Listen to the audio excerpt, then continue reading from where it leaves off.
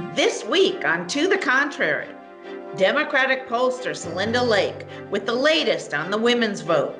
Then our panel reacts and remembers Supreme Court Justice Ruth Bader Ginsburg and looks ahead to the fight to fill her seat.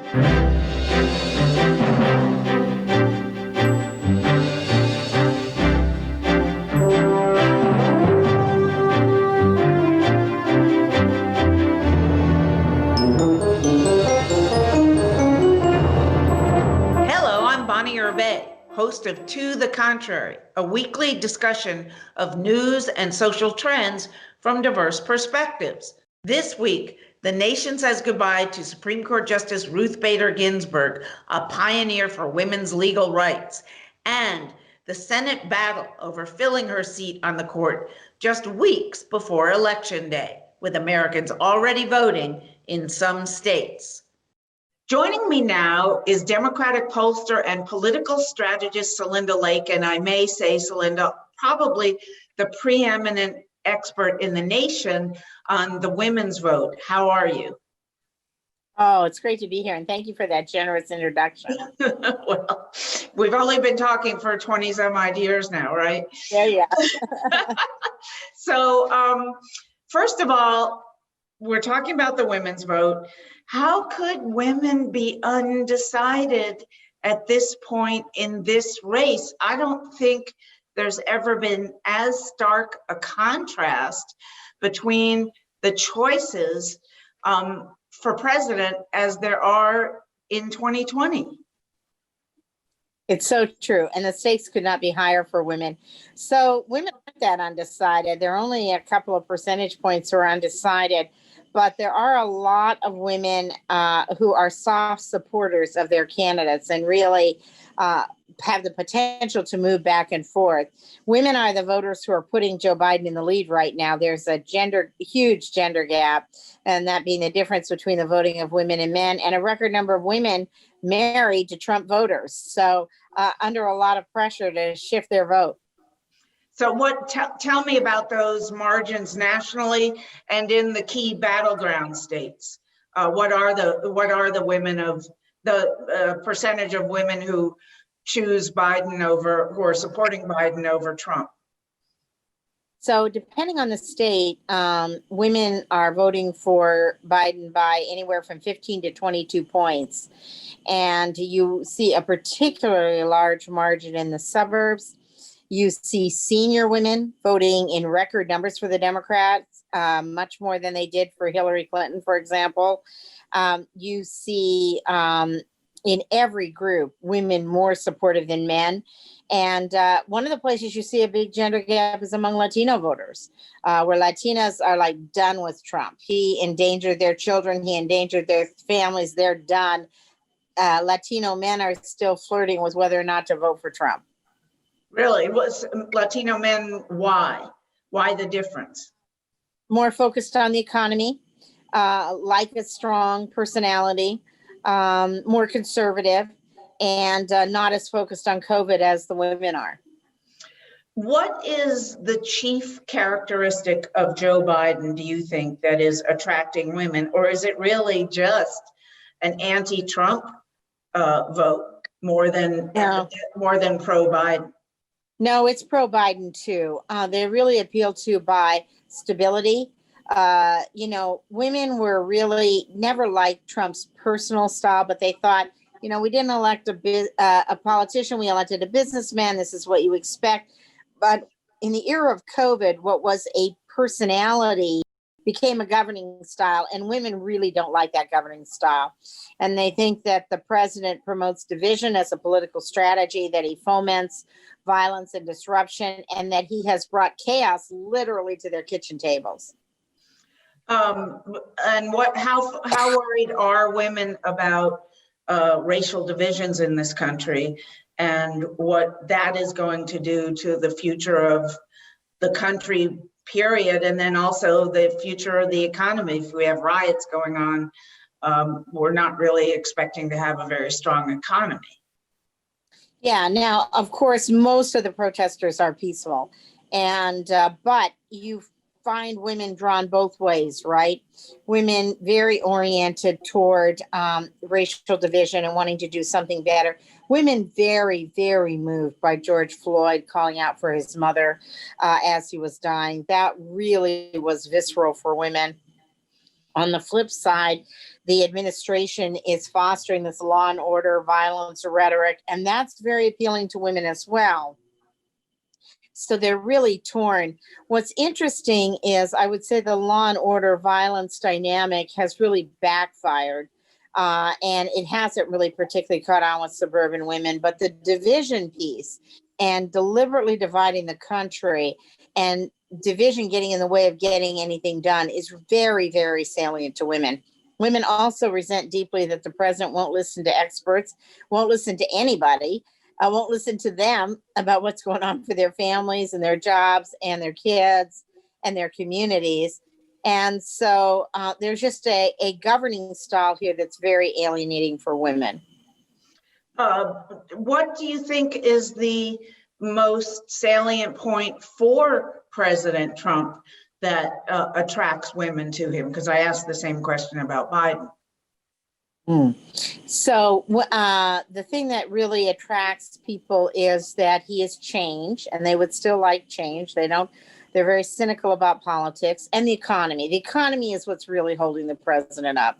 And the more that COVID is linked to the economy, that we can never get the economy really going until we deal with COVID, the more that you vote against Trump, the more that you're focused on, okay, where's the recovery headed, the more you vote for Trump. But there are 30 million plus, closer to 40 million Americans out of work. Are unemployed women still voting for Trump if the economy is their biggest issue? Some of them are, believe it or not. I know it's hard to say, in part because they think that Trump was not solely responsible for COVID, that this was a unique act, and that he's more responsible for what he did about it, but not necessarily responsible for the initial loss. And they toy with the idea that maybe you need a businessman to really get the economy going.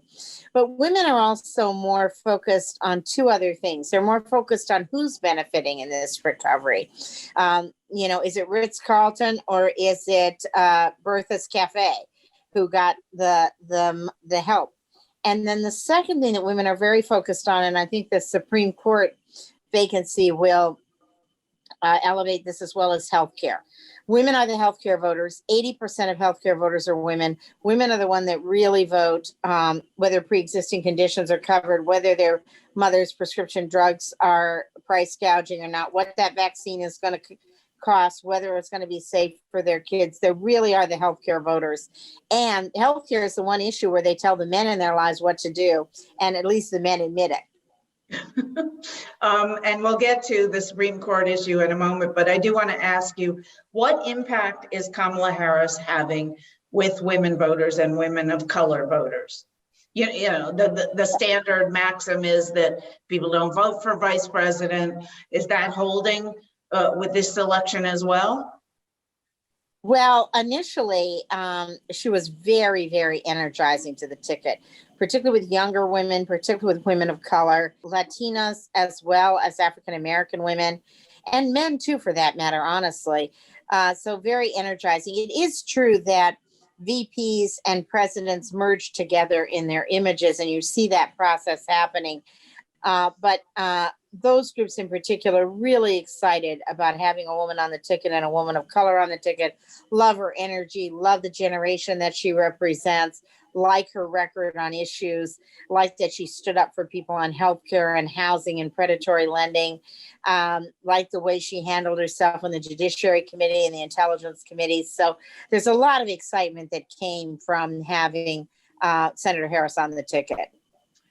All right, now let's get to the death of the beloved Supreme Court Justice Ruth Bader Ginsburg and the impact of not just her death, but the selection process in the Senate to confirm whoever her successor will be. I heard a poll this week, and we should note that as of this taping, President Trump had not yet named the woman who would be chosen as her potential successor, but he had narrowed it down to four, really two possibilities, both of whom are extreme right-wing conservative judges.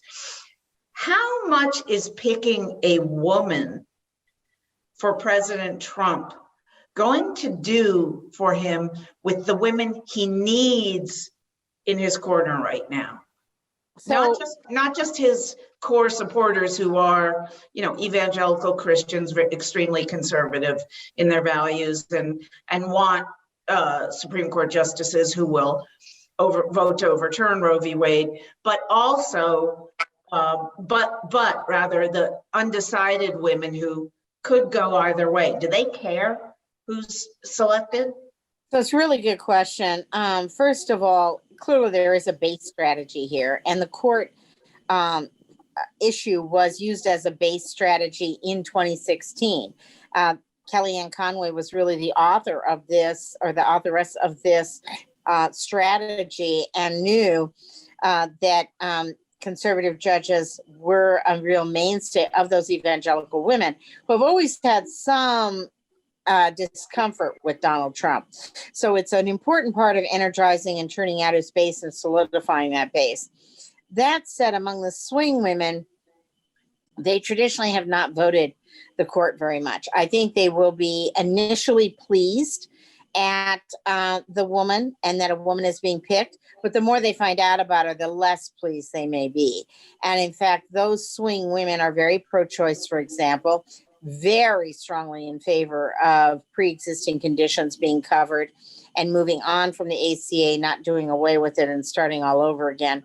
So I think it depends a little bit on how much is revealed about this person. It's important to remember that people don't know very much about the Supreme Court. They can't name the judges. They don't know how many there are. They don't realize they're lifetime appointments. And so there's a lot of educating to do. But then explain to me, why do evangelicals A, know, and B, care so much about it? As you say, I don't know, I have not seen polls showing what percentage of evangelical Christians who are conservative Republican voters are well-educated versus, as Trump would put it, less educated. But they really care a lot about this issue, and it's uncharacteristic of people who don't care that much about politics. Yeah, it's really true. And I think the thing is, for a while, the evangelical Christians have known that their points of view are minority points of view. So they're not going to win these issues in the Congress under normal circumstances. Gerrymandering may influence that a little bit, but in general, they don't have the votes to win it.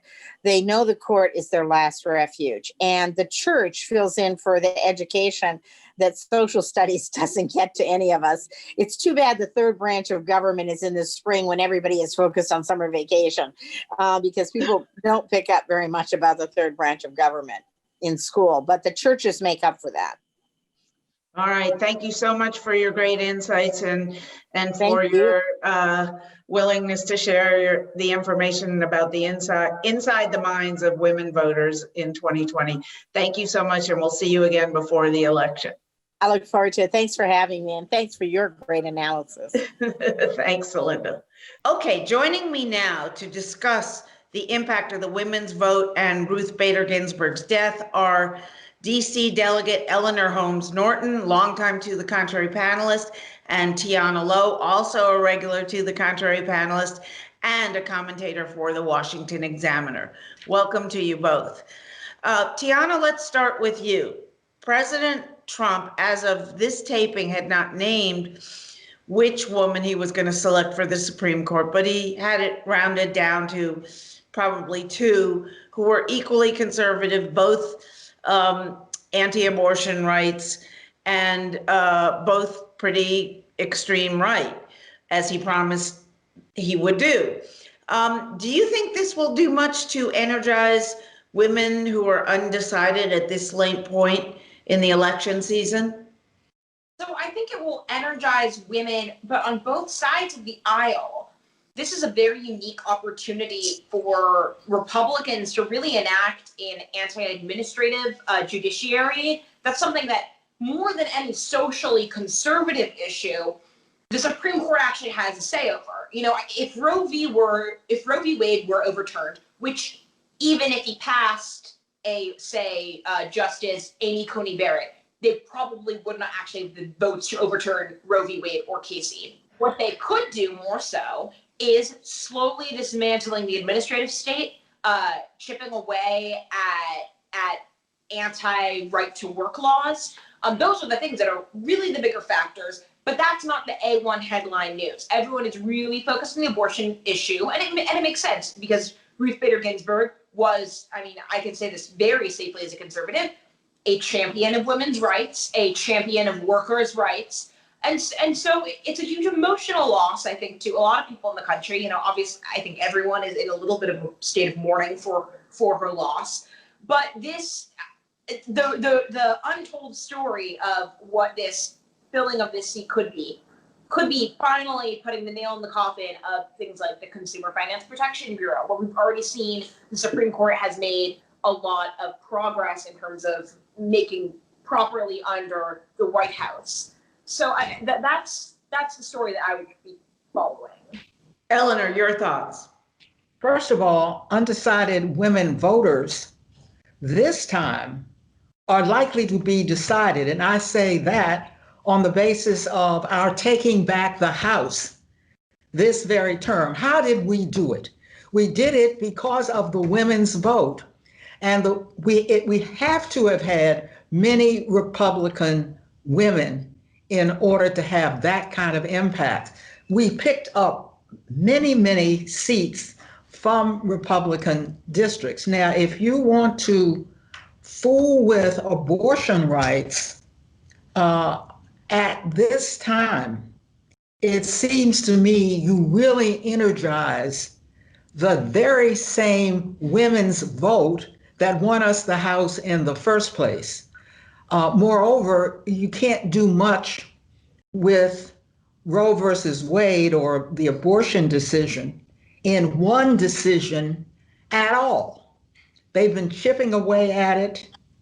And remember that Ginsburg was part of the minority. So we've had a 5-4 majority conservative for some time. And yet that 5-4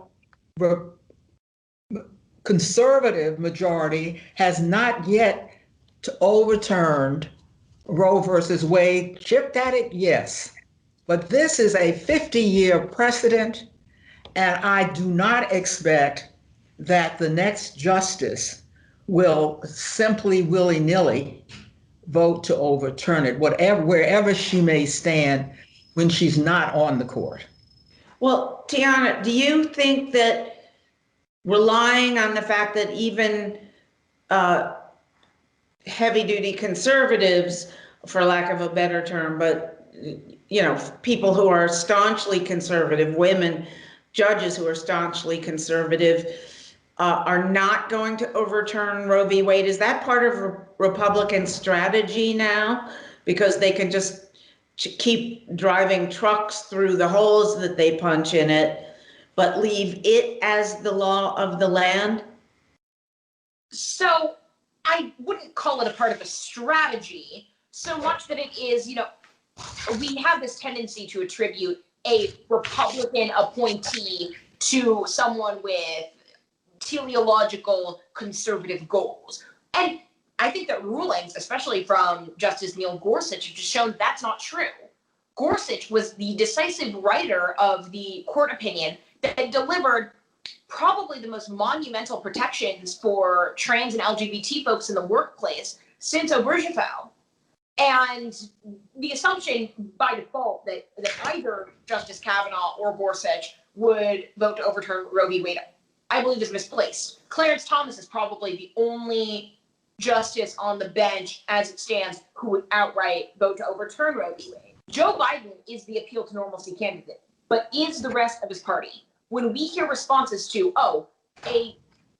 you can hate Trump, you can like Trump, he is not foregoing the rules of the Constitution and moving forward with the nomination. It follows historical precedent. When the response from Democrats is we are going to respond to the potential and very, very, very unlikely threat that Roe v. Wade will be overturned with court packing, I don't know how many more of those return to normalcy voters will still be convinced to then swing to the Biden camp as opposed to not picking a candidate, a la 2016. Eleanor, do you agree with Tiana's statement? And certainly there have been Democrats who have in the Senate who have mentioned this is a possibility that if Biden wins and if Democrats win control of the Senate, they will resort to expanding the number of justices to 11 or even more if necessary to overcome all the appointments that President Trump has had during a first term. Well, the number of justices have changed over the years, but it's been this way, I guess, for almost 100 years. And FDR tried in the 1940s to pack the court, as they call it, but he failed. So and you know, he had an overwhelming majority Democratic Congress. Court packing is an absurd idea, particularly when you look at this statute. It's just a statute. All the Senate has to do is vote to, and you have the House vote to overturn the statute or change the number in the statute from 9 to 11. It's still an absurd idea. Why? It's absurd, particularly at this time. We can't get through any bills of any consequence affecting the American people in the Senate today. The only thing the Senate is doing is confirming judges. They think that's all they need to do. Court packing would raise, first of all, filibuster issues in the Senate. They'd somehow have to overturn, get 2/3 of the Senate to agree to that. It would be seen, and if I could quote her, Justice Ginsburg said she thought 9 was a good number. So it seems to me you'd have to come up with a rationale. Since the only rationale would be starkly and patently political, it seems to me that is a non-starter. All right. And what about the other issue before the Supreme Court that's important, particularly to women voters? And as Celinda Lake said earlier in this program, it's the one issue where women, generally speaking, decide how the men are going to vote, not the other way around, is healthcare. What about dismantling of what's left of the Affordable Care Act? Tiana, your thoughts. What would happen with a Trump appointee to the Supreme Court as far as the Affordable Care Act is concerned? It's worth pointing out that since 2010, Republicans have been promising to repeal and replace Obamacare. And it is 2020. Donald Trump had full Republican control of the Senate and of the House for 2 years, and nothing happened. They could not even pass a skinny repeal. At best, you've got the line item repeal of the individual mandate. They've been unable, even when they control both houses, to come up with any plan for all these years to replace Obamacare. Instead, they have been content to, yes, chip away very substantially, make it more difficult for people to get health care. This is a major election issue for Democrats, especially in the middle of a pandemic, that health care has gone for millions of Americans, and Republicans have yet, in the middle of the worst pandemic in 100 years, to suggest finally here is something we're going to do. So I regard healthcare as very major for Democrats, as this pandemic is the #1 issue in the country today. Well, thank you both so much for this. We will obviously keep watching, keep talking to you between now and Election Day. Obviously, the election has already started in many states in the country, including my own, Virginia, where early voting started last week and was so overwhelmingly popular that there were news cameras buzzing around overhead, watching the long, long lines, and the fact that they weren't disappearing, and a lot of people didn't get to vote the first day that they tried. But anyway, we'll be watching it all for you. Please join us here on To the Contrary, and visit our website, www.tothecontrary.org, and please join us on Twitter, Instagram, and Facebook. And whether you agree or think to the contrary, please join us next week.